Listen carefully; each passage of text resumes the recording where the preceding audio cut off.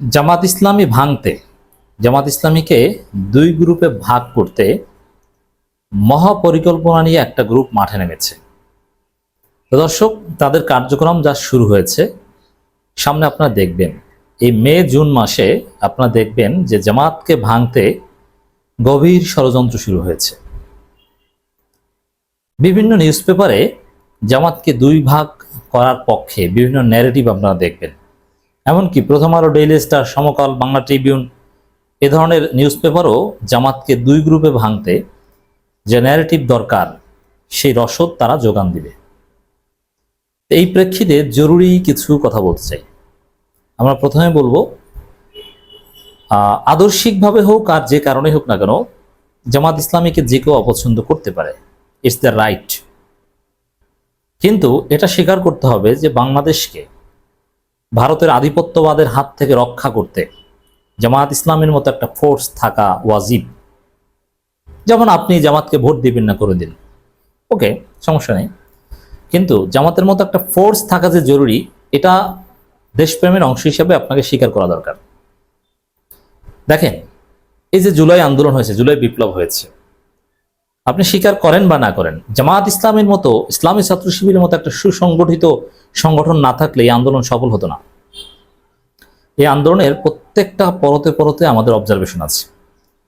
কোন পর্যায়ে গিয়েছিল, কখন আন্দোলন থেমে যেত, আবার আন্দোলনটা কিভাবে ধরে রাখা হয়েছে, শিবির রেখেছে, জামাত রেখেছে। একটা সুসংগঠিত এই সংগঠন না থাকলে এটা হতো না। এবং ইসলামের জন্য আপনি ইসলামপন্থী হয়েও জামাতের বিরোধিতা করতে পারেন, কোনো সমস্যা নেই, কারণ ইসলামপন্থীদের অনেক দল আছে। আপনি চরমনাই করতে পারেন, খেলাফত মজলিস করতে পারেন, সেক্ষেত্রে আপনি জামাতের বিরোধিতা করতেই পারেন, ইটস ইউর রাইট। কিন্তু জামাত ইসলামের প্রেজেন্স স্বীকার করাও একজন ইসলামপন্থীর জন্য ওয়াজিব। কিভাবে? এদেশে ইসলাম বিরোধী শক্তিকে মোকাবেলা করতে, সেকুলার শক্তিকে, কমিউনিস্ট শক্তিকে, সোশ্যালিস্ট শক্তিকে, নাস্তিক্যবাদী শক্তিকে, সন্দেহবাদী শক্তিকে মোকাবেলা করতে, বস্তুবাদী শক্তিকে মোকাবেলা করতে ইসলামপন্থীদের বৃহত্তর স্বার্থেই যে জামাত ইসলামীকে দরকার, আপনি যদি নিঃস্বার্থভাবে ইসলামপন্থী বা দেশপ্রেমিক হয়ে থাকেন, you have to acknowledge that. তো এই জায়গা থেকে আমাদের বক্তব্য হচ্ছে, জামাত ইসলামী ক্ষমতায় না আসুক এটা আপনারা চাইতে পারেন, কিন্তু জামাত ইসলামী ভেঙে যাক এটা আমাদের কারোই চাওয়া উচিত নয়। কারণ জামাত না থাকলে এ দেশ একটা অনিশ্চিত গন্তব্যে যেতে পারে। জামাত শিবির না থাকলে হয়তোবা 5 আগস্ট ব্যর্থ হয়ে শত শত তরুণকে ফাঁসি দিয়ে বা ক্রসফায়ার দিয়ে হত্যা করে এতদিনে আমরা প্রায় ভারতের পেটের মধ্যে চলে যেতাম, আমরা ভারতের অঙ্গরাজ্যে পরিণত হতাম। তখন আপনাদের চরমনাই, আপনাদের হেফাজত বা এগুলো কিচ্ছু থাকতো না, কেউ কিছু করতে পারতো না। এজন্যে বৃহত্তর স্বার্থে জামাত ইসলামীর অখণ্ডতার পক্ষে আমাদের অবস্থান নেওয়া দরকার। জামাত ইসলামীকে ভোট দেওয়া মোটেও জরুরি মনে করছে, এটা আমরা আহ্বান জানাতে পারি, আমরা যারা পছন্দ করে দিব। তো এই জায়গাটা থেকে জামাত ইসলামী যারা ভাঙতে আসবে, যারা ভাঙার ষড়যন্ত্র করবে, এদের উদ্দেশ্যে আমার সহজ সরল কথা, এদের পিঠে হাত পা ভেঙে দেওয়া উচিত। এরা কোনো না কোনোভাবে, এটা ভারতের প্রজেক্ট, ইন্ডিয়া এটা চায়। জামাত ইসলামীকে ধ্বংস করতে ভারত এমন কোনো চেষ্টা নাই যে করে নাই। ফতোয়া সন্ত্রাস থেকে শুরু করে তথ্য সন্ত্রাস সব করা হয়েছে, সব করা হয়েছে, গণহত্যা চালানো জামাতের বিরুদ্ধে, কিন্তু জামাতকে ভাঙতে পারেনি, নিঃশেষ করতে পারেনি। 5 আগস্টের পর আবার যখন জামাত ইসলামী ঘুরে দাঁড়িয়েছে, শুধু নয়, ইতিহাসের সবচাইতে জনপ্রিয় সময় পার করছে, তখন আর কোনোভাবে যখন জামাতকে আর থামাতে পারছে না, তখন আধিপত্যবাদীরা জামাতকে দুই ভাগে ভাগ করার ষড়যন্ত্র করছে। জামাতকে ভাগ করা, জামাতকে দুই ভাগে ভাগ করার এই ব্যাকগ্রাউন্ডটা বা কেন করতে চায়, কারা করতে চায়, এবং এটা যে কতটা ক্ষতিকর, প্রথমে আমি এটা আশা করি বুঝাতে পেরেছি। আর নেপথ্যে কারা? ভারত। আর এক্ষেত্রে জামাতের স্পর্শকতার কিছু বিষয়কে সুনিপুণভাবে ব্যবহার করার চেষ্টা হচ্ছে। জামাতের শহীদ পরিবারের সন্তানদের কিছু ক্ষোভ, যেটা যৌক্তিক থাকতেই পারে, এটাকে পলিটিক্যালি ইউজ করার চেষ্টা করা হচ্ছে, এটাকে জামাত ভাঙার রসদ হিসেবে ব্যবহার করার চেষ্টা করা হচ্ছে। মিডিয়াগুলো করবে, বড় আকারের সামনে এগুলো সামনে আনবে, যেটা একদম স্বাভাবিক, এটাকে তারা অস্বাভাবিকভাবে দেখানোর চেষ্টা করছে। যেমন আজকাল নামের একটা পোর্টাল, আমি এই সম্পর্কে তেমন জানি না, সামনে প্রথম আলো, ডেইলি স্টার এগুলো করবে, লিখে রাখেন। এই এটিএম আজহারুল ইসলাম মুক্তি পেলে তখন এই ঘটনা দ্বারা শুরু করবে। মানে মে মাসের মাঝামাঝি সময় দেখবেন যে প্রথম আলো ডেইলি স্টার এমন এমন রিপোর্ট করছে, যার অর্থ হচ্ছে জামাত দুই ভাগে ভাগ হয়ে যাওয়া উচিত, যে অন্য কারো কেউ এসে জামাতের দায়িত্ব নেবে, এটা হওয়া উচিত। তো আজকাল একটা ভিডিও প্রতিবেদন করেছে, শিরোনাম জামাতের টানাপোড়েন, নিজামীর সন্তান ও মীর কাসেম আলীর মেয়ের স্ট্যাটাস। এর ভেতরে এমনভাবে উপস্থাপন করেছে জামাত ইসলামী ভিতরে মারাত্মক দ্বন্দ্ব, ইন্টারনাল পাওয়ার স্ট্রাগল। দেখেন, ইন্টারনাল পাওয়ার স্ট্রাগল এটা একদম আছে এবং থাকবে। কাউকে সরিয়ে কেউ নেতা হতে চাইবে, কেউ সেক্রেটারি জেনারেল হতে চাইবে, কেউ প্রথম সারির অ্যাসিস্ট্যান্ট সেক্রেটারি নায়েব আমির হতে চাইবে, এটা একদম স্বাভাবিক, এটা না থাকা অস্বাভাবিক। এটা সাহাবা ইকরামদের যুগে ছিল, আছে, থাকবে। জামাতের আবার অনেকে অস্বীকার করেন যে জামাতের লোকজন নাকি পদ পদবি চায় না, ভাই এটা আর এক মিথ্যাচার। তা আপনি এই মিনিমাম বাস্তবতাকে স্বীকার করে নিয়ে আগাতে হবে, এটা স্বাভাবিক। ক্ষমতা চাওয়া, পোস্ট চাওয়া, এবং এই জন্যে একটা লিমিট বজায় রেখে তৎপরতা চালানো জায়েজ, কোনো সমস্যা নেই। ক্ষমতা চেয়ে নেওয়া, পোস্ট চেয়ে নেওয়া জায়েজ, এবং ওই পদে যাওয়ার চেষ্টা চালানো জায়েজ, এটা জামাতের লোকজন করে। যেমন এই বাস্তবতা অস্বীকার করে আবার জামাতকে আর এক বাস দেওয়ার প্ল্যান বা এজেন্ডা কিন্তু অনেকের আছে, এটা আবার আবেগী। যেমন অনেকে মনে করেন যে জামাত বা শিবিরের সভাপতি কিংবা আমির কেউ হতে চান না, তাকে জোর করে বানানো হয়। এটা হচ্ছে একান্তই হাস্যকর কথা। জামাতের আমির হওয়ার লাইনে বা বিভিন্ন আমির হওয়ার জন্য অনেক তৎপরতা চালান, এরকম জামাতের অনেক নেতা আছে, এবং এটা করবেন। জেলা আমির থেকে শুরু করে মহানগর আমির, আমি যেন হই, সেক্রেটারি যেন আমার লোক হয়, কাছের লোক হয়, আমার পছন্দের লোক, এই চেষ্টা করবে, হচ্ছে, চলছে। এটা না হওয়া মানে অস্বাভাবিক, এটা হবেই। তো এই যে সিম্পল বা একান্তই অনিবার্য কিছু বাস্তবতা, যেটা স্বাভাবিক, কিছু পাওয়ার স্ট্রাগল থাকে যে কোনো সংগঠনে, ইসলামী সংগঠনে আছে, থাকবে। এটা পীর মুরিদি থেকে শুরু করে সব জায়গায় আছে, থাকবে।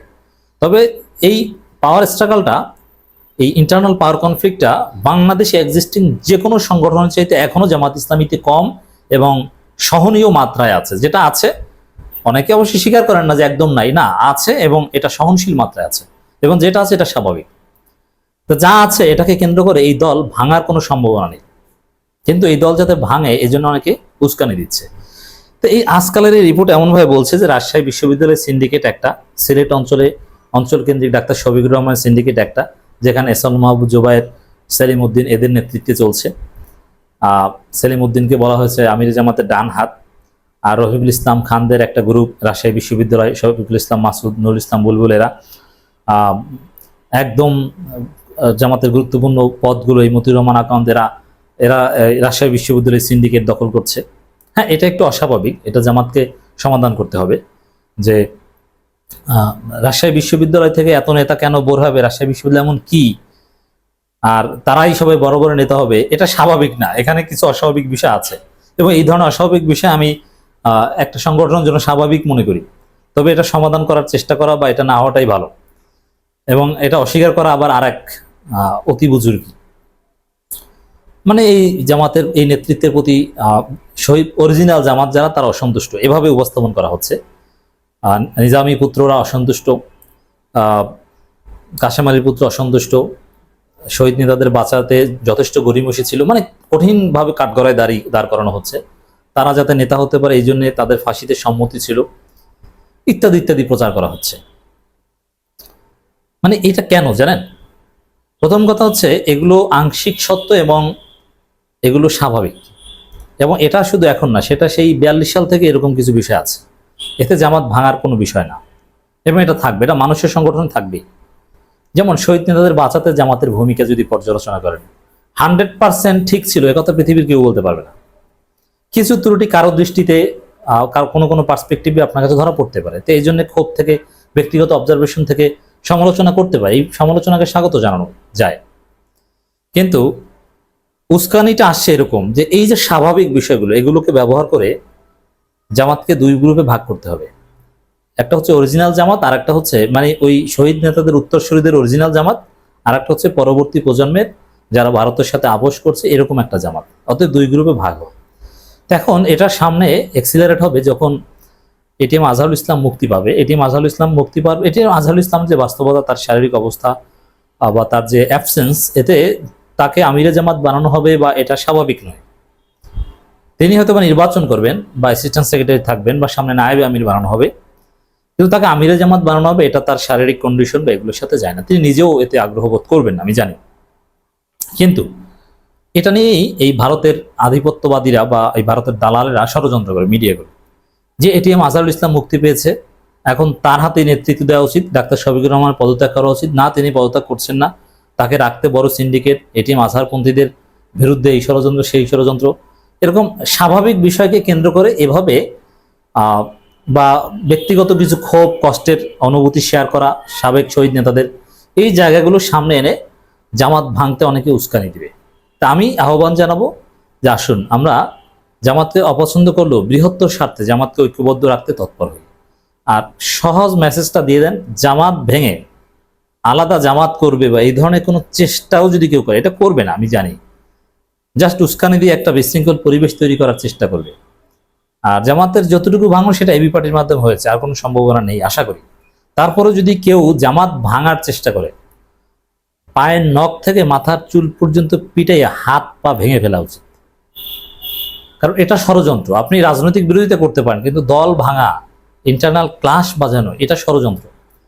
এই ষড়যন্ত্রের কঠিন জবাব, এই যে হাত পা ভাঙা, এগুলো কিন্তু প্রতীকী কথা, এর প্রকৃত অর্থে আমি বলছি না অরিজিনালি পিটাই, মানে কঠিনভাবে এগুলোর বিরুদ্ধে সোচ্চার হওয়া দরকার, জিরো টলারেন্স। জামাত ঐক্যবদ্ধ থাকবে, আছে এবং থাকবে। আমরা জামাতের অনেক নেতার সমালোচনা করব, অনেকের বিরুদ্ধে তদন্ত চাইবে, অনেককে বহিষ্কার করার জন্যই সুপারিশ করব, কিন্তু জামাতে ভাঙন ধরনের চেষ্টা যদি কেউ করে তার খবর আছে।